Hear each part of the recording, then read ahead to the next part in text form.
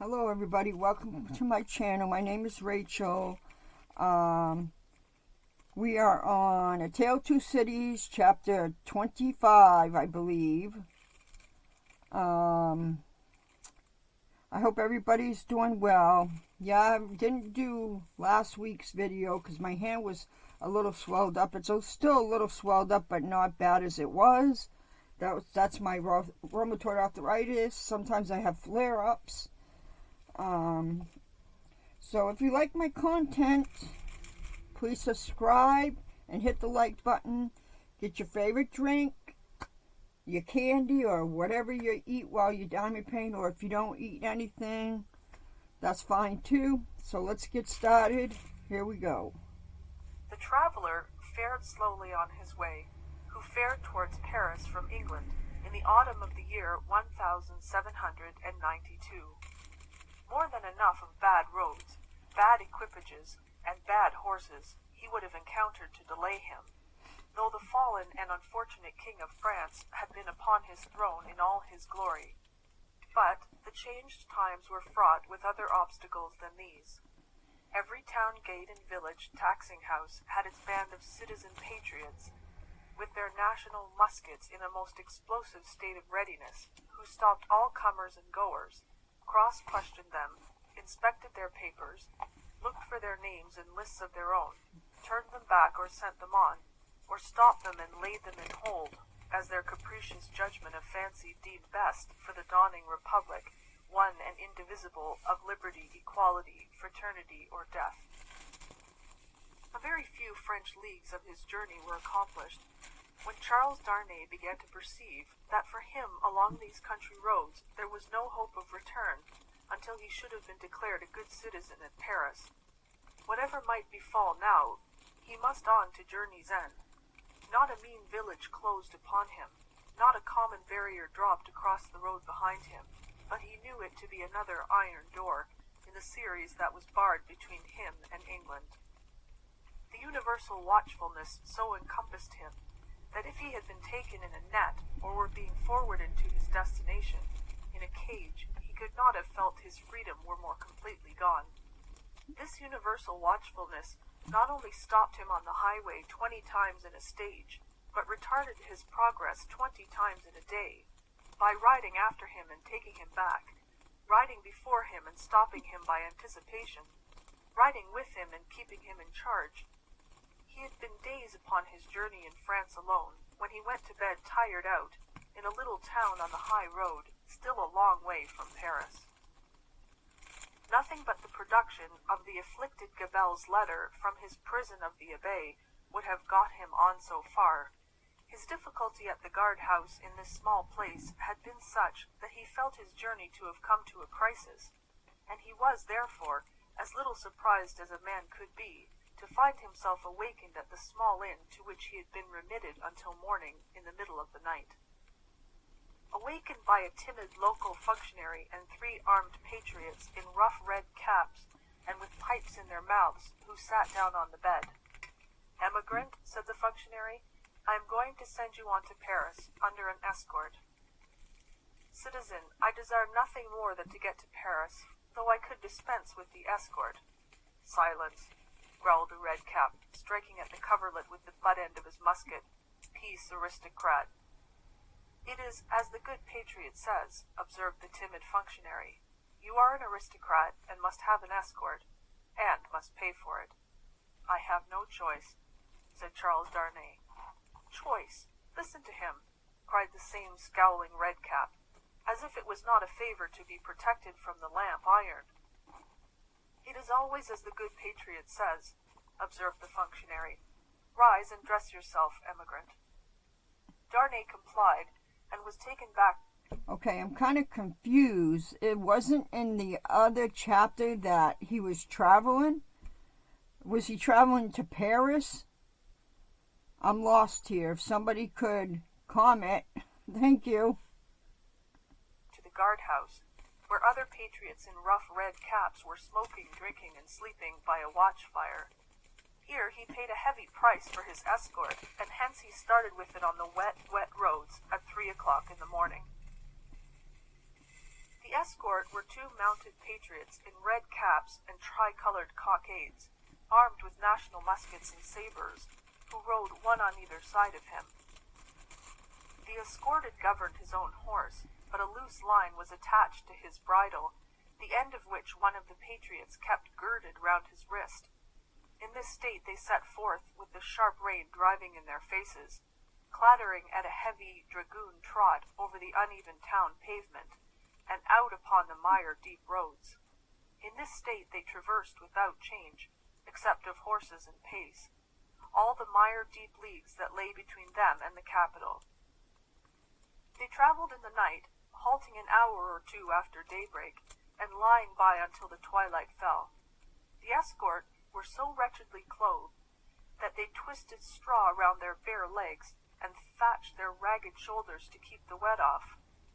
Apart from the personal discomfort of being so attended, and apart from such considerations of present danger as arose from one of the patriots being chronically drunk, and carrying his musket very recklessly, Charles Darnay did not allow the restraint that was laid upon him to awaken any serious fears in his breast, for he reasoned with himself that it could have no reference to the merits of an individual's case that was not yet stated, and of representations confirmable by the prisoner and the abbé that were not yet made. But when they came to the town of Beauvais, which they did at eventide, when the streets were filled with people, he could not conceal from himself that the aspect of affairs was very alarming. An ominous crowd gathered to see him dismount of the posting yard, and many voices called out loudly, "Down with the emigrant!"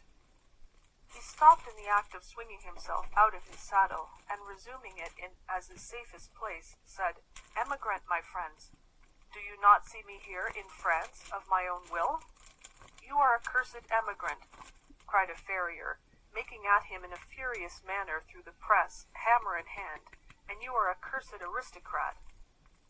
The postmaster interposed himself between this man and the rider's bridle, at which he was evidently making, and soothingly said, "Let him be, let him be. He will be judged at Paris." "Judged?" repeated the farrier, swinging his hammer. "Aye, and condemned as a traitor." At this the crowd roared approval. Checking the postmaster, who was for turning his horse's head to the yard, the drunken patriot sat composedly in his saddle looking on, with the line round his wrist. Darnay said, as soon as he could make his voice heard, "Friends, you deceive yourselves, or you are deceived. I am not a traitor." "He lies," cried the smith. "He is a traitor since the decree. His life is forfeit to the people. His cursed life is not his own." At the instant when Darnay saw a rush in the eyes of the crowd, which another instant would have brought upon him, the postmaster turned his horse into the yard, the escort rode in close upon his horse's flanks, and the postmaster shut and barred the crazy double gates. The farrier struck a blow upon them with his hammer, and the crowd groaned, but no more was done. "What is this decree that the smith spoke of?" Darnay asked the postmaster when he had thanked him and stood beside him in the yard. "Truly, a decree for selling the property of emigrants." "When passed?" "On the 14th, the day I left England. Everybody says it is but one of several, and that there will be others, if there are not already, banishing all emigrants and condemning all to death who return. That is what he meant when he said your life was not your own. But there are no such decrees yet?" "What do I know?" said the postmaster, shrugging his shoulders. Okay, "There wait may a minute. be, or there will be. It's all the same." Okay, my dog just got up. He's barking and whining and stuff, so I'm going to go take care of him. But I am going to leave the audio running for you guys, okay? "What would you have?" They rested on some straw in a loft until the middle of the night, then rode forward again when all the town was asleep. Among the many wild changes observable on familiar things, which made this wild ride unreal, not the least was the seeming rarity of sleep. After long and lonely spurring over dreary roads, they would come to a cluster of poor cottages, not steeped in darkness, but all glittering with lights, and would find the people in a ghostly manner in the dead of the night, circling hand in hand round a shriveled tree of liberty, were all drawn up together singing a liberty song. Happily, however, there was sleep in Beauvais that night to help them out of it, and they passed once more into solitude and loneliness. Jiggling through the untimely cold and wet, among impoverished fields that had yielded no fruits of the earth that year, diversified by the blackened remains of burnt houses, and by the sudden emergence from ambuscade, and sharp reining up against their way, of patriot patrols on the watch on all the roads. Daylight at last found them before the wall of Paris. The barrier was closed and strongly guarded when they rode up to it. "Where are the papers of this prisoner?" demanded a resolute-looking man in authority, who was summoned out by the guard. Naturally struck by the disagreeable word, Charles Darnay requested the speaker to take notice that he was a free traveler and French citizen, in charge of an escort which the disturbed state of the country had imposed upon him, and which he had paid for. "Where," repeated the same personage, without taking any heed of him whatever, "are the papers of this prisoner?" The drunken patriot had them in his cap, and produced them. Casting his eyes over Gabelle's letter, the same personage in authority showed some disorder and surprise, and looked at Darnay with a close attention. He left escort and escorted without saying a word, however, and went into the guard-room. Meanwhile they sat upon their horses outside the gate. Looking about him while in this state of suspense, Charles Darnay observed that the gate was held by a mixed guard of soldiers and patriots, the latter far outnumbering the former, and that while ingress into the city for peasants' carts bringing in supplies, and for similar traffic and traffickers was easy enough, egress even for the homeliest people was very difficult. A numerous medley of men and women, not to mention beasts and vehicles of various sorts, was waiting to issue forth, but the previous identification was so strict that they filtered through the barrier very slowly. Some of these people knew their turn for examination to be so far off that they lay down on the ground to sleep or smoke, while others talked together or loitered about. The red cap and tricolour cockade were universal, both among men and women. When he had sat in his saddle some half-hour, taking note of these things, Darnay found himself confronted by the same man in authority who directed the guard to open the barrier. Then he delivered to the escort, drunk and sober, a receipt for the escorted, and requested him to dismount. He did so, and the two patriots, leading his tired horse, turned and rode away without entering the city.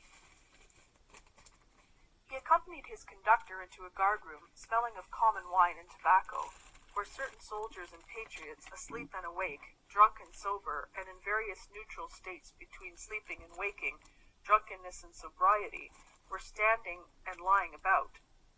The light in the guard-house, half derived from the waning oil lamps of the night, and half from the overcast day, was in a correspondingly uncertain condition. Some registers were lying open on a desk, and an officer of a coarse, dark aspect presided over these. "Citizen Defarge," said he to Darnay's conductor, as he took a slip of paper to write on, "is this the emigrant Evrémonde?" "This is the man." "Your age, Evrémonde?" 37. "Married, Evrémonde?" "Yes." "Where married?" "In England." "Without doubt. Where is your wife, Evrémonde?" "In England." "Without doubt. You are consigned, Evrémonde, to the prison of La Force." "Just heaven!" exclaimed Darnay. "Under what law, and for what offence?" The officer looked up from his slip of paper for a moment. "We have new laws, Evrémonde, and new offences since you were here." He said it with a hard smile, and went on writing. "I entreat you to observe that I have come here voluntarily, in response to that written appeal of a fellow countryman which lies before you. I demand no more than the opportunity to do so without delay. Is not that my right?" "Emigrants have no rights, Evrémonde," was the stolid reply. The officer wrote until he had finished, read over to himself what he had written, sanded it, and handed it to Defarge, with the words, "In secret." Defarge motioned with the paper to the prisoner that he must accompany him. The prisoner obeyed, and a guard of 2 armed patriots attended them. "Is it you," said Defarge, in a low voice, as they went down the guard-house steps and turned into Paris, "who married the daughter of Dr. Manette, once a prisoner in the Bastille that is no more?" "Yes," replied Darnay, looking at him with surprise. My name is Defarge, and I keep a wine shop in the Quarter Saint Antoine. Possibly you've heard of me. My wife came to your house to reclaim her father? Yes. The word wife seemed to serve as a gloomy reminder to Defarge, to say with sudden impatience, in the name of that sharp female newly born, and called La Guillotine, why did you come to France? You heard me say why a minute ago. Do you not believe it is the truth? A bad truth for you, said Defarge, speaking with knitted brows, and looking straight before him. Indeed, I am lost here. All here is so unprecedented, so changed, so sudden and unfair that I am absolutely lost. Will you render me a little help? None. Defarge spoke, always looking straight before him. Will you answer me a single question? Perhaps, according to its nature, you can say what it is. In this prison that I am going to so unjustly, shall I have some free communication with the world outside? You will see. I am not to be buried there, prejudged, and without any means of presenting my case? You will see. But what then? Other people have been similarly buried in worse prisons before now. But never by me, Citizen Defarge. Defarge glanced darkly at him for answer, and walked on in a steady and set silence. The deeper he sank into this silence, the fainter hope there was, or so Darnay thought, of his softening in any slight degree. He therefore made haste to say, It is of the utmost importance to me, you know, citizen, even better than I, of how much importance, that I should be able to communicate to Mr. Lorry of Tellson's Bank, an English gentleman who is now in Paris, the simple fact without comment that I have been thrown into the prison of La Force. Will you cause that to be done for me? I will do, Defarge doggedly rejoined, nothing for you. My duty is to my country and the people. I am the sworn servant of both. Against you, I will do nothing for you.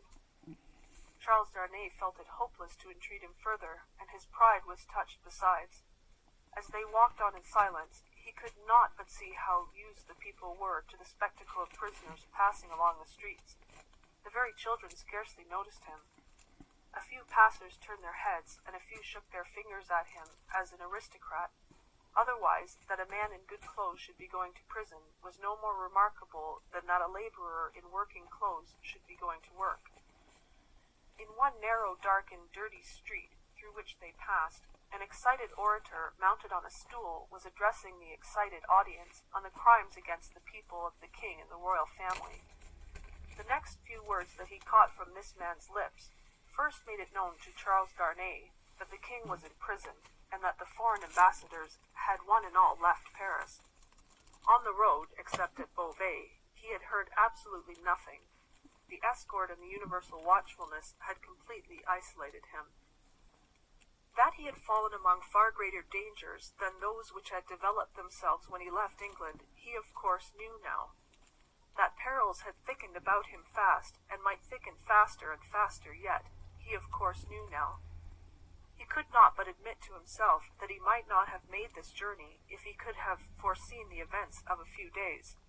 And yet his misgivings were not so dark as, imagined by the light of this later time, they would appear. Troubled as the future was, it was the unknown future, and in its obscurity there was ignorant hope. The horrible massacre, days and nights long, which within a few rounds of the clock was to set a great mark of blood upon the blessed garnering time of harvest, was as far out of his knowledge as if it had been 100,000 years away. The sharp female newly born and called La Guillotine was hardly known to him, or to the generality of people by name. The frightful deeds that were to be soon done were probably unimagined at that time in the brains of the doers. How could they have a place in the shadowy conceptions of a gentle mind? Of unjust treatment in detention and hardship, and in cruel separation from his wife and child, he foreshadowed the likelihood, or the certainty, but beyond this he dreaded nothing distinctly. With this on his mind, which was enough to carry into a dreary prison courtyard, he arrived at the prison of La Force. A man with a bloated face opened the strong wicket, to whom Defarge presented the emigrant Evrémonde. "What the devil? How many more of them?" exclaimed the man with the bloated face. Defarge took his receipt without noticing the exclamation, and withdrew. with his two fellow patriots. "What the devil, I say again," exclaimed the jailer, "left with his wife? How many more?" The jailer's wife, being provided with no answer to the question, merely replied, "One must have patience, my dear." Three turnkeys who entered responsive to a bell she rang echoed the sentiment, and one added, "For the love of liberty," which sounded in that place like an inappropriate conclusion. The prison of La Force was a gloomy prison, dark and filthy, and with a horrible smell of foul sleep in it. Extraordinary how soon the noisome flavor of imprisoned sleep becomes manifest in all such places that are ill cared for. "In secret, too," grumbled the jailer, looking at the written paper, "as if I was not already full to bursting." He stuck the paper on a file in an ill humor, and Charles Darnay awaited his further pleasure for half an hour, sometimes pacing to and fro in the strong-arched room, sometimes resting on a stone seat, and in either case detained to be imprinted on the memory of the chief and his subordinates. "Come," said the chief, at length taking up his keys, "come with me, emigrant." Through the dismal prison twilight, his new charge accompanied him by corridor and staircase, many doors clanging and locking behind them, until they came into a large, low, vaulted chamber, crowded with prisoners of both sexes. The women were seated at a long table, reading and writing, knitting, sewing, and embroidering. The men were for the most part standing behind their chairs, or lingering up and down the room. In the instinctive association of prisoners with shameful crime and disgrace, the newcomer recoiled from this company. But the crowning unreality of his long unreal ride was, their all at once rising to receive him, with every refinement of manner known to the time, and with all the engaging graces and courtesies of life. So strangely clouded were these refinements of the prison manners and gloom, so spectral did they become in the inappropriate squalor and misery through which they were seen, that Charles Darnay seemed to stand in the company of the dead. Ghosts all, the ghost of beauty, the ghost of stateliness, the ghost of elegance, the ghost of pride, the ghost of frivolity, the ghost of wit, the ghost of youth, the ghost of age, all waiting their dismissal from the desolate shore, all turning on him eyes that were changed by the death they had died in coming here. It struck him motionless. The jailer standing at his side, and the other jailers moving about, who would have been well enough as to appearance in the ordinary exercise of their functions, looked so extravagantly coarse, contrasted with sorrowing mothers and blooming daughters who were there, with the apparitions of the coquette, the young beauty, and the mature woman delicately bred, that the inversion of all experience and likelihood which the scene of shadows presented was heightened to its utmost. Surely ghosts all! Surely the long unreal ride some progress of disease that had brought him to these gloomy shades. "In the name of the assembled companions in misfortune," said a gentleman of courtly appearance and address, coming forward, "I have the honor of giving you welcome to La Force, and of condoling with you on the calamity that has brought you among us. May it soon terminate happily. It would be an impertinence elsewhere, but it is not so here, to ask your name and condition." Charles Darnay roused himself and gave the required information, in words as suitable as he could find. "But I hope," said the gentleman, following the chief jailer with his eyes, who moved across the room, "that you are not in secret?" "I do not understand the meaning of the term, but I have heard them say so." "Ah, what a pity! We so much regret it. But take courage.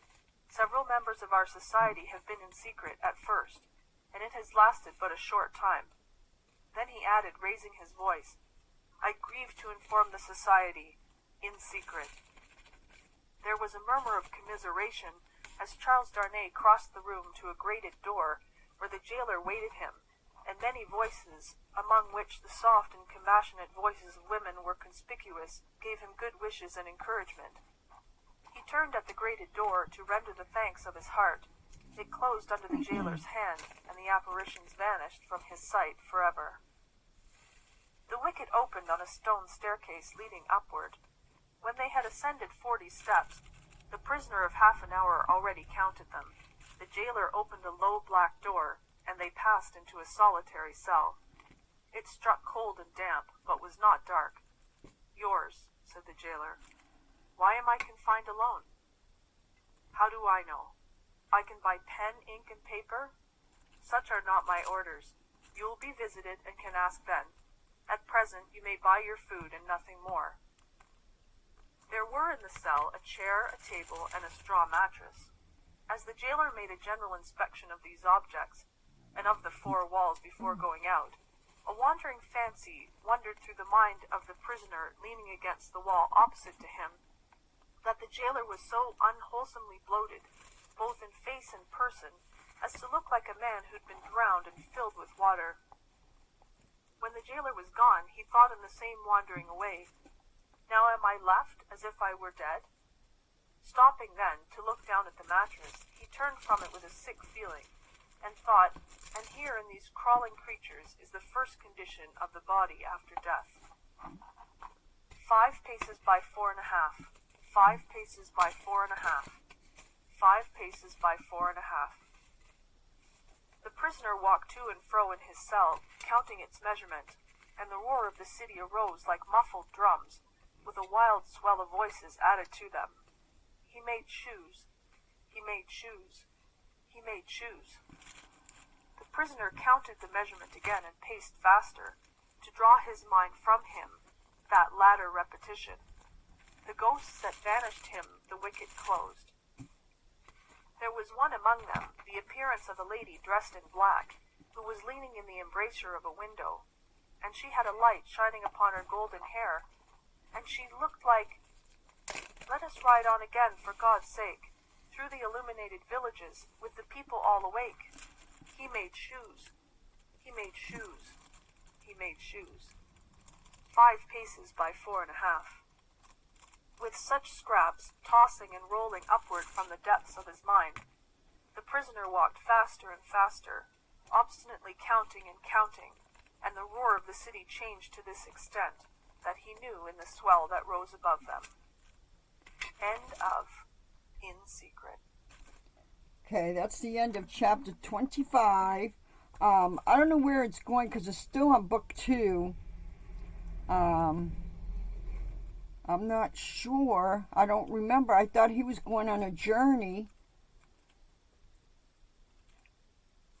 I'm a little confused about that. I'm probably going to have to look it up and see what happened, because at the end of chapter 24, he was leaving to go to Paris, I believe. I think that's what it was, wasn't it? All right. So thank you all for watching. And if you love the content, please subscribe and hit the like button. And I'll see you next time. Thank you.